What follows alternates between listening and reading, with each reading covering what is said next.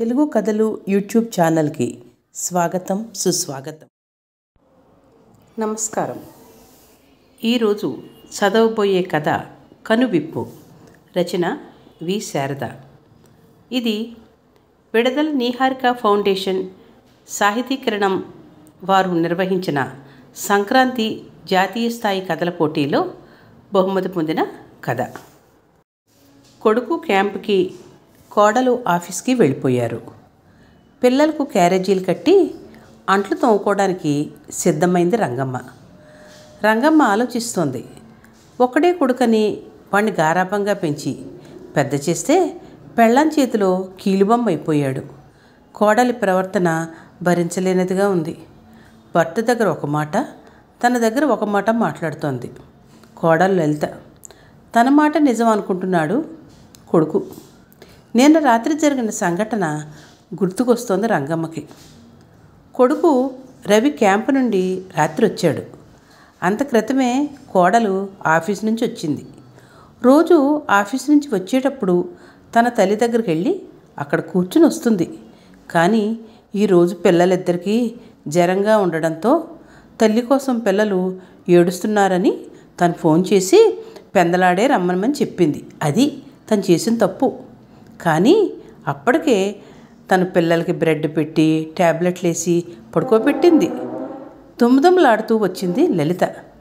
పిల్లలు నీకోసం చూసి ఏడుస్తూ పడుకున్నారు అని చెప్తే గయ్యమ్మ లేచింది. మా పిన్ని కూతురు వచ్చిందని నేను దాన్ని చూడడం కోసం మా అమ్మ దగ్గరికి వెళ్ళాను. కబుర్లలో పడిపోయాను. అయినా పిల్లల్ని అలవాటు చేసుకోవడం తెలియాలి అంటూ బెడ్రూమ్లోకి వెళ్ళి తలుపు వేసుకుంది. రంగమ్మకి ఆకలిస్తోంది. మధ్యాహ్నం ఎప్పుడో 2 మెతుకులు తిని లేచింది. పిల్లలకి సప్పెరలతోటే సరిపోయింది. భోజనం చేస్తే కోడలు ఏమనుకుంటుందో అని భోజనం చేయకుండా అలాగే కూర్చుంది. రాత్రి 9 అయింది. కొడుకు ఆఫీస్ నుంచి వచ్చాడు. వచ్చి రాగానే ఆకలి దంచేస్తోంది. అన్నం పెట్టమ్మా అంటూ బెడ్రూమ్లోకి వెళ్ళిపోయాడు. కొడుకు కోళ్ళు నవ్వుతూ యువతలకు వచ్చారు. అమ్మా, నువ్వు అన్నం తిన్నావా అన్నాడు రవి. రంగమ్మ సమాధానం చెప్పేలోపే లలిత అందుకుంది. పిల్లలకి జ్వరం, వాళ్ళని చూడడంతో సరిపోయింది నాకు. ఆవిడ కనీసం పిల్లలు కూడా చేరతీయలేదు. డాక్టర్ దగ్గరికి తీసుకెళ్ళడం, ఆఫీసు, వీడితోటి చాలా అలసిపోయాను. ఆవిడ మీరు భోజనం చేసిన తర్వాత తింటానన్నారు అంది. అమ్మా, తను మాత్రం ఎంతకని చేస్తుంది? ఆఫీసు, పిల్లలు, బయట పనులు ఇవన్నీ చూసుకుంటూ అలసిపోతోంది. నువ్వు ఖాళీయే కదా, హెల్ప్ చేయమ్మా తనకి అంటూ మరో మాట లేకుండా అన్నం తిని బెడ్రూమ్లోకి వెళ్ళిపోయాడు రవి. ఆ మాటలకి రంగమ్మ హతాశురాలైంది. రంగమ్మకు ఆలోచనలు చుట్టుముట్టాయి. కొడుకు దగ్గరకు వచ్చి 2 సంవత్సరాలు అయింది. భర్త వ్యవసాయదారుడు. ఉన్న 1 ఎకరం కొడుకు చదువుకి అమ్మేశాడు. ఇక చిన్న పెంకుటిల్లు మాత్రం ఉంది. అది కూడా ఎప్పుడూ తాకట్లోనే ఉంటుంది. 2 ఎకరాలు కౌలుకి తీసుకుని వ్యవసాయం చేస్తున్నాడు. రవికి చదువు అవగానే ఉద్యోగం వచ్చింది. ఆఫీస్ మేనేజరు కూతుర్నే పెళ్లి చేసుకున్నాడు. తల్లిదండ్రులు తెచ్చిన సంబంధం వద్దన్నాడు. చేసేదేమీ లేక వాళ్ళు ఒప్పుకున్నారు. లలిత ఎప్పుడూ అత్తారింటికి వచ్చి 4 రోజులు ఉన్నది లేదు. ఏ పండక్కి కూడా తను భర్త లలిత పుట్టింటికి వెళ్ళాలని ఉన్నా వ్యవసాయ పనులు కదా, మీరేం వస్తారులేండి అంటూ కొడుకు తనని వెళ్ళనిచ్చేవాడు కాదు. కోడలు కడుపుతో ఉందని తెలిసి తను ఎంతో పొంగిపోయింది. సేమంతానికని 5,000 పంపింది. వర్షాభావం వల్ల పంటలు పండకపోతే అప్పుల మీద అప్పులు చేయవలసి వచ్చింది. ఆ బెంగతో బీపీ పెరిగి తన భర్తకి పెరాలసిస్ వస్తే కూడా కొడుకు వెంటనే రాలేదు. క్యాంప్కి వెళ్ళాడని వియ్యంకుడు చెప్పాడు. ఆ సమయంలో పక్కింటి సోమరాజు హాస్పిటల్కి తీసుకెళ్ళి వైద్యం చేయించి ఆ 4 రోజులు దగ్గరే ఉన్నాడు. కాలు చెయ్యి వచ్చే కానీ మాట మాత్రం ఇంకా ముద్దగా వస్తోంది. తను భర్తని ఇంటికి తీసుకొచ్చిన తర్వాత అప్పుడు వచ్చాడు కొడుకు.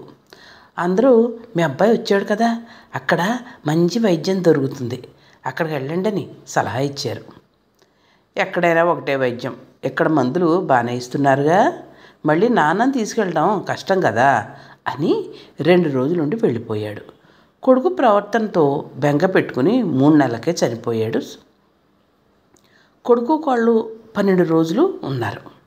పక్కింటి సోమరాజు అమ్మని ఏం చేస్తావు అని అడిగితే, అమ్మని చూడడానికి ఎవరో ఒకరు వస్తూ ఉంటారు కదా, అందుకని ఇక్కడే ఉంచుతున్నాను అని పెళ్ళాన్ని తీసుకుని వెళ్ళిపోయాడు. సంవత్సరకాలు అయిన వెంటనే తను తీసుకుని ఈ ఊరు వచ్చాడు. అప్పటి నుంచి మొదలైంది తనకి నరకం. పోనీ తను పల్లెటూరు పోదామంటే ఇల్లు షావుకారు అప్పు కింద తీసేసుకున్నాడు. అక్కడ తను ఎక్కడుంటుంది? ఎందుకో ఈరోజు ఆలోచనలు గతంలోకి వెళ్ళిపోయాయి. కోడల మాటల విసుళ్ళు, కొడుకు మౌనం, తన ఏడుపులతో కాలం గడిచిపోతోంది. ఒకరోజు రవి క్యాంప్ నుండి వస్తూనే జ్వరంతో ఉన్నాడు. 2 రోజులైనా జ్వరం తగ్గలేదు. టెస్ట్ చేయిస్తే టైఫాయిడ్ అని రిపోర్ట్లో వచ్చింది. లలిత ఒక్కరోజు కూడా సెలవు పెట్టలేదు. నాకు కుదరదు అని కరాఖండిగా చెప్పింది.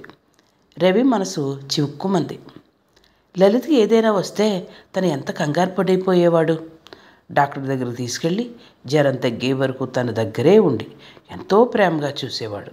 ఎందుకో లలిత ప్రవర్తన విచిత్రంగా మారిపోయింది. తను ఇంతవరకు పట్టించుకోలేదు, నిశితంగా పరిశీలించలేదు. ఇప్పుడు ఖాళీగా ఉండడంతో లలిత మనస్తత్వం, లలిత యొక్క ప్రవర్తన తెలుస్తున్నాయి రవికి. రంగమ్మ ఎంతో ఓపిగ్గా పళ్ళరసాలు ఇవ్వడం, టైంకి మందులు వేయడం, పచ్చంగా కూరలు చేసి పెట్టడం చేస్తోంది. రవికి భోజనం పెట్టి రంగమ్మ అప్పుడే భోజనానికి వచ్చింది. కూర అన్నం తింది. భళ్ళుమని వాంతి అయిన చప్పుడు అయింది.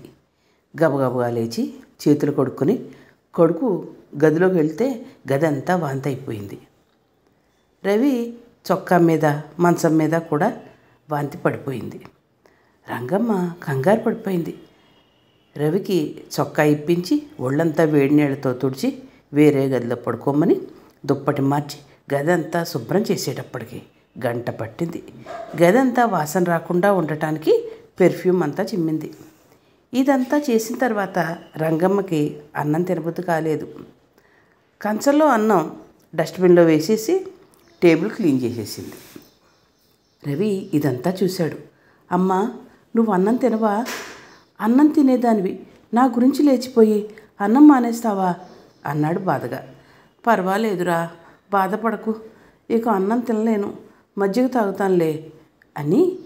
అయినా ఈ మందులు కడుపులో తిప్పుతాయిరా నీకు, ఇంకా ఎన్ని రోజులు వాడాలో, ఎంత చిక్కిపోయావురా నాయనా అంటూ కళ్ళనీళ్ళు పెట్టుకుంది. తనకి జ్వరం వచ్చినప్పటి నుంచి తల్లి మొహంలో ఆవేదన కనిపిస్తోంది. తను ఎప్పుడూ కూడా తల్లి ఆలనా పాలనా చూడలేదు. తల్లి బాగోగులు తన పెళ్ళం మీద వదిలేశాడు.